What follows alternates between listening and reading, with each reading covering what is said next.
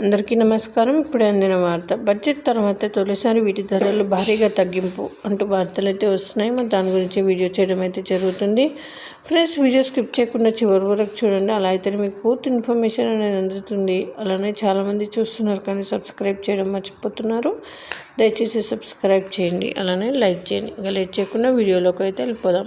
విశ్లేషకుల అంచనాలను నిజం చేస్తూ రిజర్వ్ బ్యాంక్ ఆఫ్ ఇండియా కీలక వడ్డీ రేట్లను తగ్గించింది. రెపో రేటును 25 బేసిక్ పాయింట్ల మేర తగ్గించింది. ఈ మేరకు పరపతి విధాన కమిటీ నిర్ణయాలను reserve bank governor Sanjay Malhotra వెల్లడించారు. ఆర్బీఐ గవర్నర్గా బాధ్యతలు చేపట్టాలని తొలి సమావేశంలో వడ్డీ రేట్లను తగ్గించడం గమనార్హం. గడిచిన 5 ఏళ్ల కాలంలో తొలిసారిగా రెపో రేటును తగ్గించింది.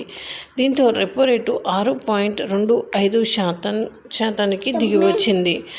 రెపో రేటును 25 బేసిక్ పాయింట్లు తగ్గించిన క్రమంలో ప్రస్తుతం ఉన్న రేటు 6.50% నుంచి 6.25% దిగొచ్చింది. అలాగే 2 ఏళ్ల తర్వాత వడ్డీ రేట్లను సవరించడం ఇదే తొలిసారి కావడం విశేషం. మే 2023 నుంచి కీలక పాలసీ రేట్లను రిజర్వ్ బ్యాంక్ యథాతథంగా కొనసాగిస్తూ వస్తోంది. అలాగే 5 ఏళ్ల తర్వాత రెపో రేటు తగ్గించింది. కీలక పాలసీ రేట్లు తగ్గడంతో వివిధ రుణాలపై వడ్డీ రేట్లు తగ్గే అవకాశం ఉంది. ఇక భారత జీడీపీ వృద్ధి 2025-26 ఆర్థిక సంవత్సరంలో 6.7% ఉంటుందని అంచనా వేసింది ఆర్బీఐ. అయితే ఈ ఏడాది తొలి 3 నెలల్లో 6.7% ఉంటుందని పేర్కొంది.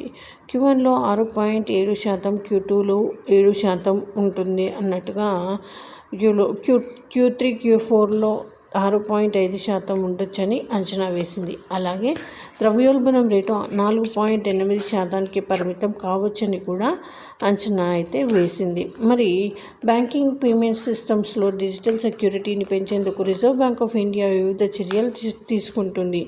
అందులో డిజిటల్ పేమెంట్ల కోసం అదనపు అథెంటికేషన్ ఫ్యాక్టర్ తీసుకురావడం ఒకటి. ప్రస్తుతం ఆన్లైన్ ఇంటర్నేషనల్ డిజిటల్ పేమెంట్లను అందుబాటులోకి వస్తుంది. ఇక రెండోది, బ్యాంకుల కోసం ప్రత్యేకంగా bank.in ఇంటర్నెట్ డొమైన్ తీసుకొస్తున్నాం.